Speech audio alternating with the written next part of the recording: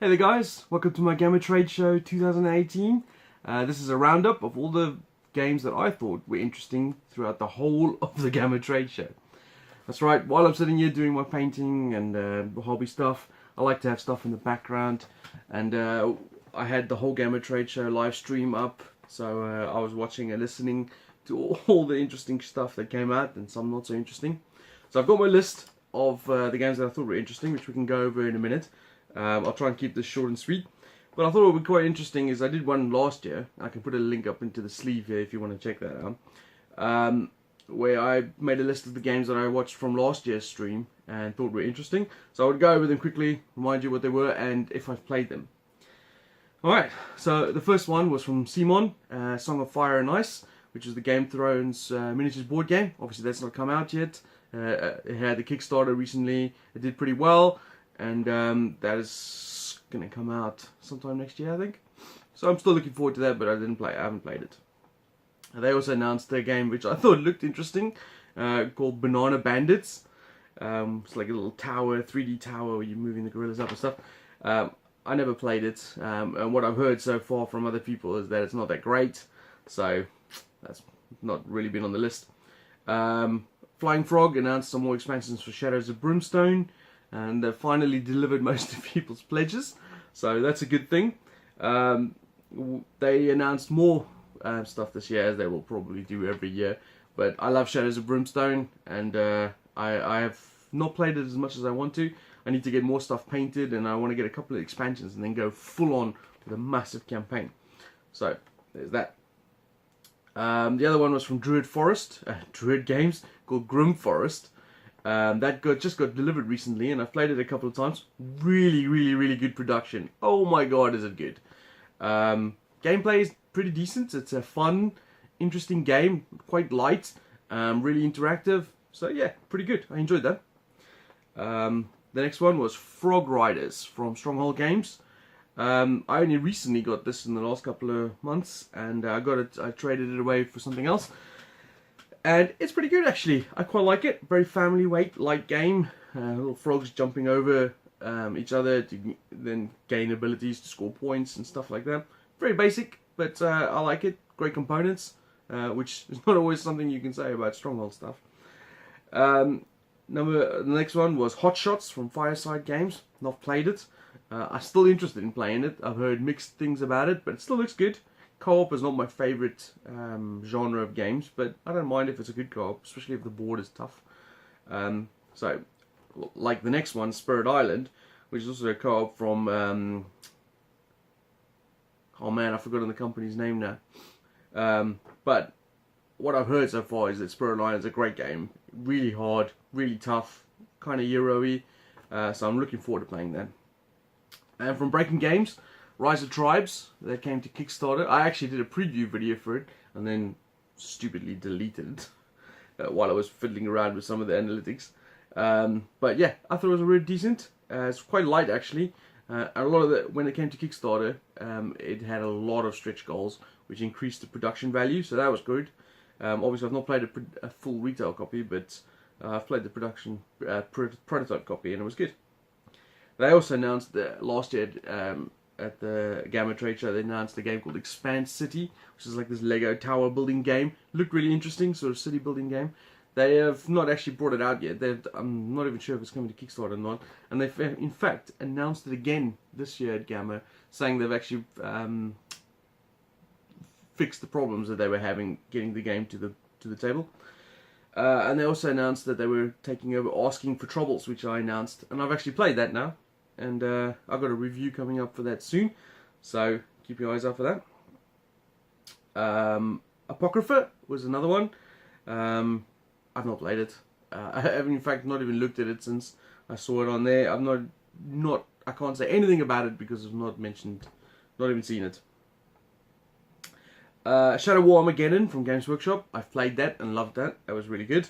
On my other channel, my Battle Knights channel, which is a war game channel, I put it as one of my top 5 games of last year. Really enjoyed it. Some great moments. If you want to go see some of the battle reports we did with some funny ones, you can follow a link to my other channel. And then the last game I mentioned from last year was Escape from 100 Million BC. Not played it. I actually want to play it. I've heard mixed things about it as well, but I'm still really interested in playing it. So those are the games from last year, and I've played 6 out of the games that I mentioned last year. Obviously, a couple of them have not come out. A couple of them I've heard were rubbish. I never went to go look for them, and a couple I'm still looking for. All right, so let's go on to for the 2018 section, and I should actually say this slower so I can put up the pictures. Alright, so the games that I saw at Gama 2018 that are coming out this year or coming to Kickstarter or whatever. First one that really caught my eye was the Fallout miniatures game from Modiphius. Now this is not news as such, as everyone knows it's been coming out. But it's coming out soon, and I'm really excited because I'm a massive Fallout fan, and I'm really looking forward to it. I got the Fallout board game from Fantasy Flight, painted up the miniatures, I've played it a few times, not done a review for it yet, but that'll come. But I really enjoyed that. I really enjoyed the look of this one. And then from NSKN Games, they've announced a new game called, oh man, I'm totally going to butcher this, it's Techno something. Techno-Thean. It's made with the same guy who made Zolkin. Worker placement game. I like middle to heavy Euro games, and this looks like a middleweight game. So I'm quite looking forward to trying this. I think it'll be good. NSKN make good games. So cool. Then by Smirk and Dagger, they announced this actually last year at Gama as well, but they were still trying to figure out how they can do this. Now I think they've finally got it to the point where they can come out, and that's the Tower of Madness. Now, some of you might think, well, this is just Kaplunk, but I think it's a little more than that. It's got this great little 3D tower with all these tentacles sticking out of it, and there's got marbles in the tower, and every time you pull out one of the tentacles, marbles will drop, and they will give you different abilities, and certain things will happen if certain color marbles comes out. You've got your player boards. It looks interesting. I'm really interested in it. I think it looks cool. That's great table presence. This one, I think, sounds fantastic. I don't know if it's going to be that good, but it sounds fantastic. It's called Nyctophobia, which apparently is the fear of the dark. This is by Pandasaurus Games. And it's a one versus many game, where one person is the hunter slasher sort of thing, and the others are the victims running around this forest, right? So they wear these dark shade glasses, which blocks their vision from the board. And the board is very 3D tactile sort of board, so you're feeling your way around, trying to maneuver away to get to the car to escape. So you're kind of working together as you have to tell other people where you are on the map, what knowledge you know of the map, but obviously you can't see anything. The hunter can see everything, and he's trying to capture the people. It sounds great. And what's really cool about it as well, it was designed by a first-time designer who normally plays games with her uncle, who has eye problems. I'm not sure if he's blind or just can't see very well. And so she tried to make a game that could give everyone the same feeling that he has. It's fantastic, really cool. I'm really looking forward to trying that actually. Something that a couple of expansions were also announced for very popular games. Restoration Games have obviously announced the Downforce expansion, which I got to say looks pretty cool. It's one I like Downforce. I think it's a pretty good game, but if you saw a review of it, I actually prefer Camel Up to it, because the Camel Up just adds that little more variety in terms of chaosness and interaction and stuff, but Downforce is a very solid, interesting, fun game. Now the expansion will bring more powers, which is great, because I think it needed that. It also brings 2 new boards, and both the boards add a completely different element to the game. And something that I thought was missing from the first one is like the runaway leader problem. This one will change that, I think. So the Downforce expansion looks ace, really good, and I'm actually tempted to go get Downforce back again so that I can get this expansion. Shadows of Brimstone, obviously from Flying Frog. New expansions for that, the Forbidden Fortress, which was kickstarted last year, that's coming to retail soon. The Wasteland expansions they announced. I don't have all the expansions and little bits and pieces because I'm not made of money. But I tell you what, I'm glad they're still bringing out more stuff for it, because I love Shadows of Brimstone. Right, IDW are bringing out a game called Galaxy Hunters. it seems like this year is the year of the mecca, if you like. So many games are themed towards that. Galaxy Hunters has also seen like big mech droid things and kaiju and stuff. I'm not sure there's any kaiju here, but this looks interesting actually. Really unusual. It's got big mech miniatures, but it's a kind of like a, they're not integral to the game, but I don't know. It looks interesting. It's a big box game. IDW. I've done I did a spotlight for them a couple of months ago where I did a whole roast of their games, about 4 or 5 games in a row, and they do some decent games. Fireside Games have announced another game that I thought looked cool. I never played the game from last year, which was the Fireman game. But this one they've announced Remnants. It's a post-apocalyptic game. Starts with this sort of speed dice game where you're trying to gather resources, and then you use the resources to build up defenses and that sort of stuff against raiders and whatever you. Looks cool. I love the post-apocalyptic theme, so totally on board with that. Now USopoly have announced. There's a couple of things I want to mention. Yeah, they got announced a new standalone game for the Hogwarts Harry Potter game. Apparently, this is the year of the anniversary of Harry Potter, and they got a whole load of Harry Potter themed games of them. Most of them don't sound that great. I mean, it's like Harry Potter Trivial Pursuit and Harry Potter Codenames and Harry Potter Munchkin and shit like that. But they didn't announce a new expansion for Hogwarts, but what they did say, it was a 2-player head-to-head sort of dueling game, also deck building like the Hogwarts game. That sounds alright.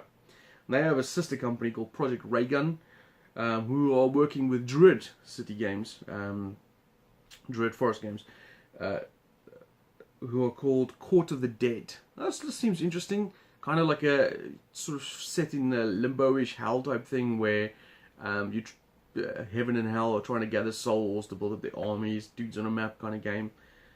Looks pretty cool, sounds interesting, different theme, so definitely have a look at that. AEG have announced a new game from the same designer. I think it's the same designer, John DeClaire. I might be wrong on that. He's the guy who made Mystic Vale and Edge of Darkness, which is on Kickstarter at the moment. He's got a new game coming out called Space Base. Now, it looks pretty cool, really interesting. Kind of gives me the vibe of Machikoro or the Daily Magic game, Valeria or something. Where you basically roll the 2 dice and then allocate them to spots where you gain resources. Seems pretty quick game. It's obviously space themed one, and it has slightly different variants to obviously the 2 I mentioned before. But it looks pretty cool, so worth giving it a try. Asmodee have announced a game called Get Packing, which is an abstract game where you have this little suitcase and you have all these little pieces that you have a certain time limit to try and fit all these pieces in the suitcase. It's a really bizarre looking game, but I don't know, something about it drew my eye, and I was like, wow, that's pretty cool. The 3D element of having the suitcase and then trying to fit all these weird pieces into it to get packing sounded alright.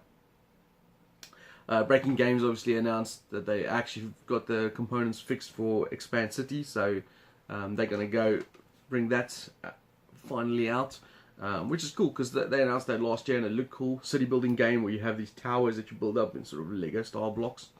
So I was quite looking forward to seeing that last year. It never came out yet, so they've announced it again that they got this sorted. There's a couple other bits and pieces as well. Cryptozoic announced more DC deck builder stuff. I quite like DC deck builder. It's my sort of guilty pleasure, if you like. And they've announced one. It's a standalone game. It's also a deck builder game in the DC universe, but it comes with their Mighty Meeple range, which is all the superhero meeples. I love those, man. They look awesome. So I'll get that just for the freaking meeples. But hopefully the game will be cool too. And they got another rival set out with Green Lantern versus Sinestro. So that sounds cool. Games Workshop, because I'm a miniature guy, also announced some new expansions for Shadespire, another Stormcast and Khorne Bloodbound factions. They announced the new Blood Bowl team, which is the Chaos ones. Quite interested in that. I love Minotaurs. And they also announced a few other bits and pieces. Lots of new stuff coming from them. So, as I said last year as well, the Gama trade show is obviously mostly a North American publishers and stuff. So they focus a lot more on those type of things. And so you'll see a lot more games being announced throughout the year, because Gamma Trade Show kind of starts off the convention season, if you like. So you've got loads more. I mean, we've got a miniature one coming up soon, which is Adepticon, and then it goes into Gen Con and all these other big, you know, Origins and Board Game Geek one, and they got the new one, PAX, that started last year. So it's just a crazy cascade of more and more conventions going up, and lots of more games probably to be announced. Last thing I want to mention is congratulations to Martin Poole. His game was funded and finished on Kickstarter, Robin Hood. So that's great news. Right, so we'll see next year how many of these games I've played, and maybe I'll catch up on some of the older games that I missed from last year that I haven't played yet. Hopefully I'll play them soon. So thanks for watching this little summary of what I saw from Gamma Trade Show, and speak to you soon. Cheerio.